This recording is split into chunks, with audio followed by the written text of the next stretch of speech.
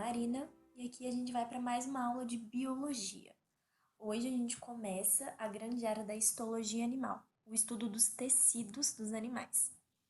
O primeiro tecido que a gente vai ver é o tecido epitelial. E aqui eu queria fazer uma ressalva de que, apesar da maioria das características de tudo que eu tô falando são válidas, né? É válido para os animais em geral, aqui a gente está tomando como base os humanos, então o tecido epitelial humano. Então, as imagens que eu vou trazer e tudo são de tecidos epiteliais humanos.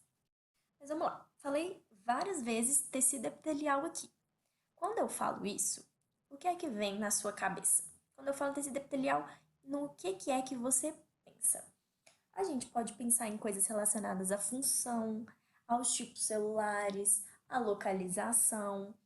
A gente pode pensar em várias coisas que nos remetem a tecido epitelial. Então, vamos ver um pouquinho mais sobre ele. Qual a função do tecido epitelial? Primeira coisa que a gente tem que pensar sobre função é que, na verdade, são funções. O tecido epitelial ele pode desenhar várias funções, como, por exemplo, o revestimento, que é uma das mais comuns da gente pensar, né? Então, ele pode revestir. Ele tem a função também de proteção, que muitas vezes está associada a essa do revestimento. A função de absorção e também pode ter a função de secreção. Mas uma coisa muito importante quando a gente fala, então, dessas funções, é pensar que elas podem coexistir entre si. Então, o mesmo epitélio que reveste, ele pode ser responsável por absorver, por exemplo. A gente vai ver alguns exemplos mais para frente. Bem, então tá. Vimos as funções do epitélio. Mas o que caracteriza esse tecido? Quando a gente pensa em alguém, em algum lugar, em alguma situação, tem características básicas que a gente fala e que na hora outra pessoa vai poder saber do que a gente está falando. São aquelas coisas que definem isso. Então, por exemplo, o que caracteriza, o que define o tecido epitelial? Bem, a primeira característica que a gente vai colocar são que ele tem células justapostas. Mas, Marina, o que são células justapostas? Olha esse esqueminha aqui. Aqui a gente tem 3 células, né, com seus núcleos, é um esquema bem básico. E essas células, elas são justapostas, elas são intimamente unidas, elas são bem unidas. É isso que é ser justaposto. Tá. Mas, vamos pensar comigo. O que a gente tem entre as células? A gente tem substância intercelular. Mas se essas células elas são tão unidas assim, será que a gente vai ter muita ou a gente vai ter pouca substância intercelular? A questão é que nos tecidos epiteliais, a substância intercelular ela é escassa ou ausente. A gente tem muito pouco. E isso faz com que, então, seja muito difícil algo passar entre as células. Vocês concordam comigo? Um patógeno passar aqui por entre as células, por exemplo, vai ser complicado. Então, isso leva a gente a uma possibilidade do tecido epitelial funcionar como barreira. Exatamente por isso que eu falei. Mas essa barreira, ela vai ser uma barreira completa? Provavelmente não. É uma barreira que tem uma certa seletividade. Por quê? Porque uma possível função, né, do tecido epitelial, por exemplo, é a absorção.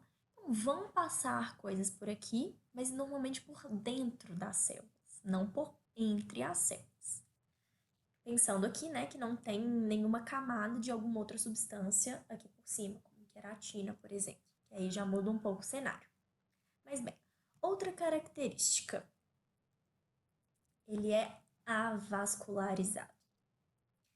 Vascularização diz respeito a vasos sanguíneos.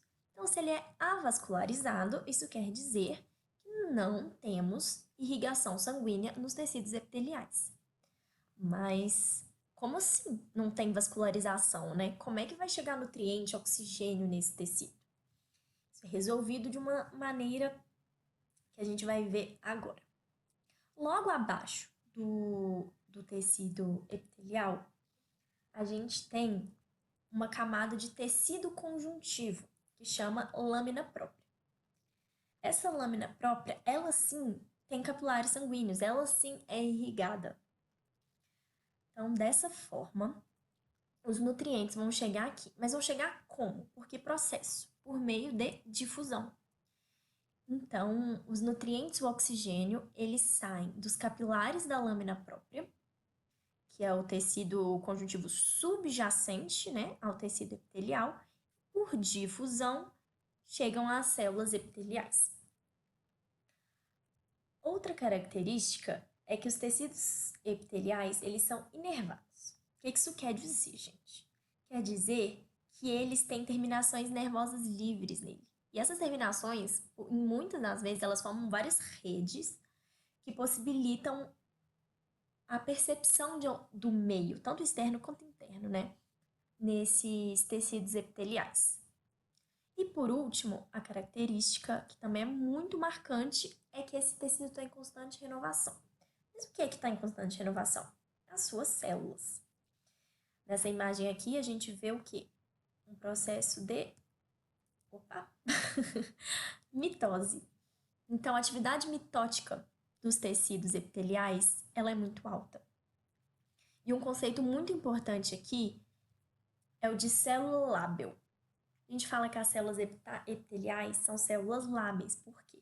Porque elas estão em constante renovação durante todo o tempo. Durante toda a vida, elas estão se renovando muito e muito e muito. Então, esse conceito aqui é importante, que pode ser encontrado em outros contextos também. Mas bem, a gente falou das características gerais, né, do tecido epitelial. Porém, existem dois tipos básicos que compartilham dessas características, mas que têm diferenças entre si. O tecido epitelial de revestimento e o tecido epitelial glandular. São ambos tipos tecidos epiteliais com especificidades. E são dois tipos básicos, né? Dentro de cada um deles, a gente tem várias outras diferenças. Então, vamos começar com o tecido epitelial de revestimento. Importante pensar que ele recobre toda a superfície externa do nosso corpo.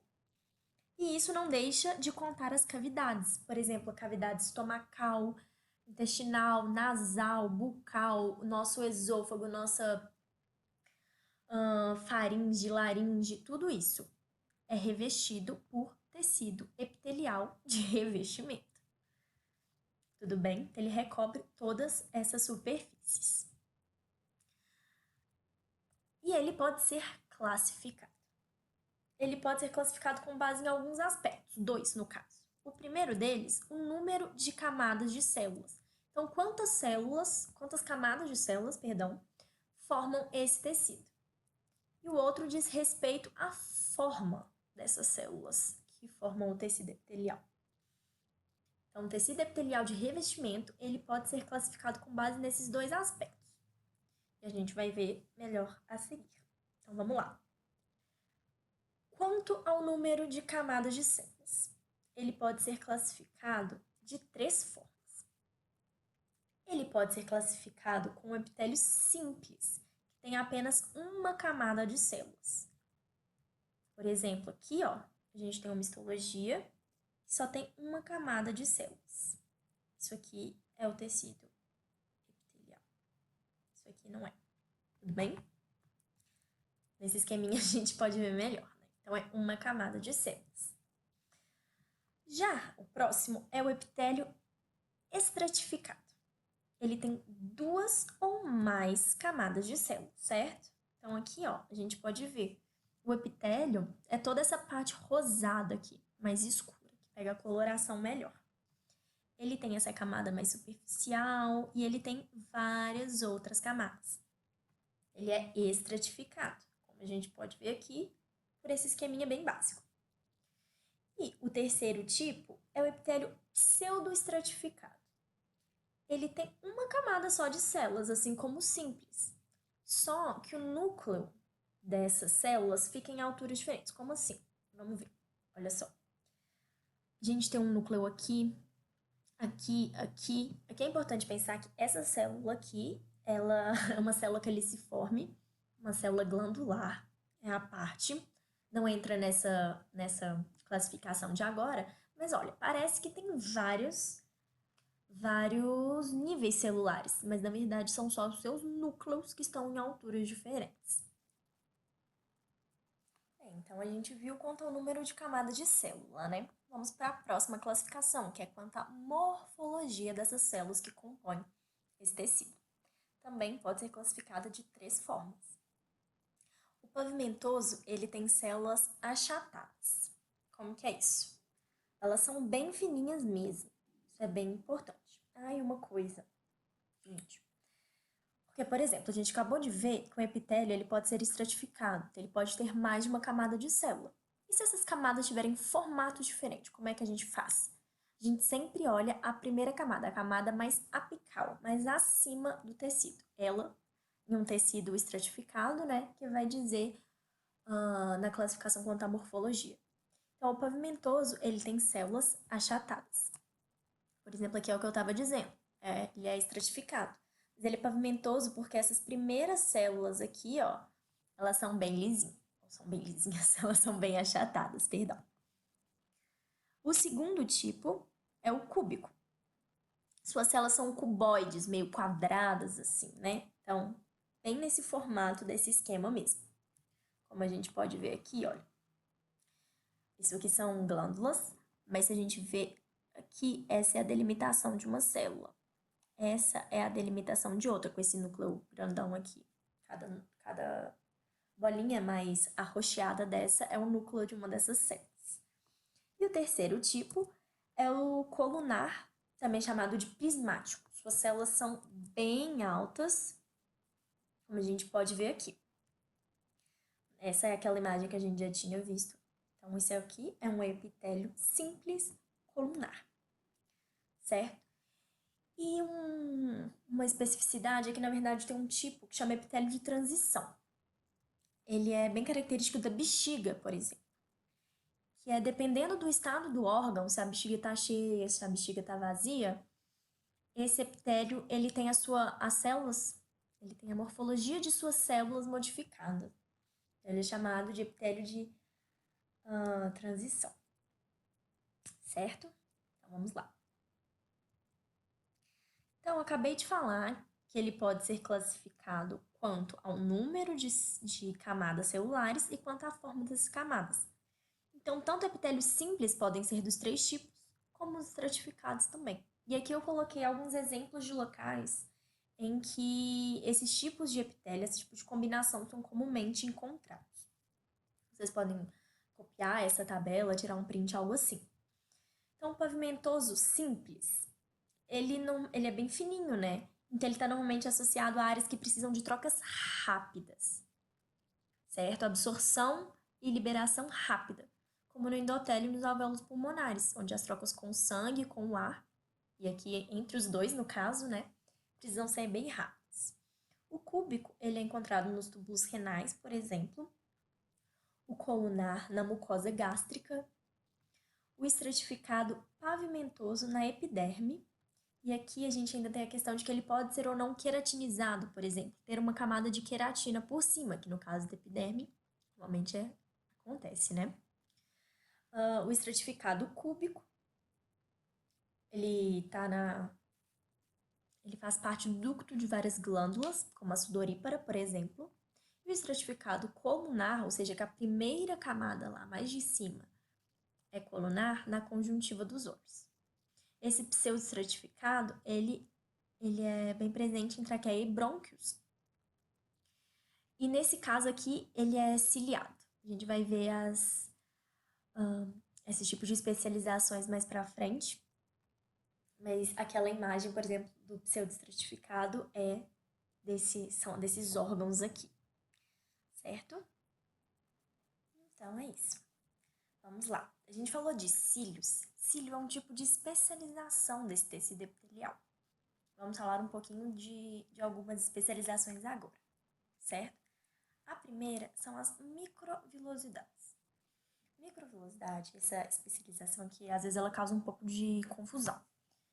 Primeira coisa que normalmente pensamos quando vemos isso, microvilosidade, é no intestino. E tá certo, as microvilosidades, elas realmente são normalmente associadas à área de intensa absorção. Elas aumentam a superfície de contato. Só que muita gente, quando pensa em microvelocidade, pensa nisso aqui, ó, nessa imagem. Só que essas imagens aqui são de vilosidades intestinais. Essas dobras, elas são formadas pelo tecido em geral. Então, essas dobras têm várias células aqui nelas, certo? As microvilosidades, elas são projeções citoplasmáticas das células. Então, ela não está ao nível tecidual em si, ela está ao nível celular. Aqui, por exemplo, temos células e as microvilosidades, elas estão aqui, ó. Bem difícil de ver nessa microscopia, mas ela tá aqui, na borda apical da célula, certo? As microvilosidades, elas são projeções citoplasmáticas das células, isso é muito importante. Mas sim, elas normalmente estão associadas a regiões de intensa absorção, ok? Bem, a próxima especialização que a gente vai ver, então, são os cílios, que eu citei ali. Bem, os cílios, eles são prolongamentos normalmente longos, mas podem ser curtos também, e eles estão dotados de motilidade. Isso é muito importante, ou seja, eles são móveis. Aqui, ó, a gente tem aquela mesma imagem, isso aqui, ó, são cílios. Vários cílios. Eles são comuns, por exemplo, na tabela eu falei, né, na traqueia, nos brônquios. Eles são muito importantes no movimento do muco nesses órgãos, por exemplo. Então, como eles são dotados de motilidade, eles normalmente têm essas funções. E a próxima especialização que a gente vai ver são os estereocílios. Eles são parecidos com os cílios, mas eles normalmente são prolongamentos mais longos. Porém, uma coisa muito importante, eles não são móveis. Não são móveis. Então, é importante não confundir cílios com estereocílios. Cílios são móveis, estereocílios não. Aqui, ó, a gente tem os estereocílios. Isso aqui é no epidídimo. Os estereocílios são bem característicos desse órgão. Certo? Então, essas são algumas especializações do epitélio de revestimento. Já falamos o que tínhamos que falar sobre epitélio de revestimento. Vamos, então, para o outro tipo de tecido epitelial. Tecido epitelial glandular. Tá. Ele é responsável pela produção e secreção de substâncias. Ok? Ok. E como o nome mesmo já diz, ele é constituído por glândulas. E agora, o que a gente vai ver? A classificação dessas glândulas. E elas podem ser classificadas quanto a alguns aspectos. 3, no caso. O número de células que compõem a glândula, ok? O modo de eliminação dessa secreção, então da produção de tudo que essa glândula elimina de si, e o local de secreção, onde essa glândula secreta esse produto. Então, vamos lá. A primeira classificação que a gente vai ver é quanto ao número de células. Então, ela é classificada em 2 tipos, em relação a esse aspecto. Unicelular ou pluricelular. Quando é unicelular, isso quer dizer que ela é formada por apenas uma célula. Que a gente tem um exemplo, que é a que eu já tinha mostrado antes, é uma célula caliciforme. Bem, essas glândulas unicelulares, então, são uma única célula que vai produzir e secretar a substância. Ela não tem ducto, ela não tem nada. E o outro tipo, então, é a pluricelular, que é formada por 2 ou mais células. Aqui a gente tem, são um corte de pâncreas, e esse aqui são as ilhotas de Langerhans. Tudo bem? Então, essas são as 2 classificações quanto ao número de células. Já quanto ao modo de eliminação, a gente vai ter 3 tipos básicos.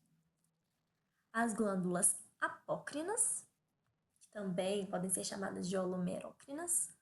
Então, elas secretam tudo que elas eliminam, né?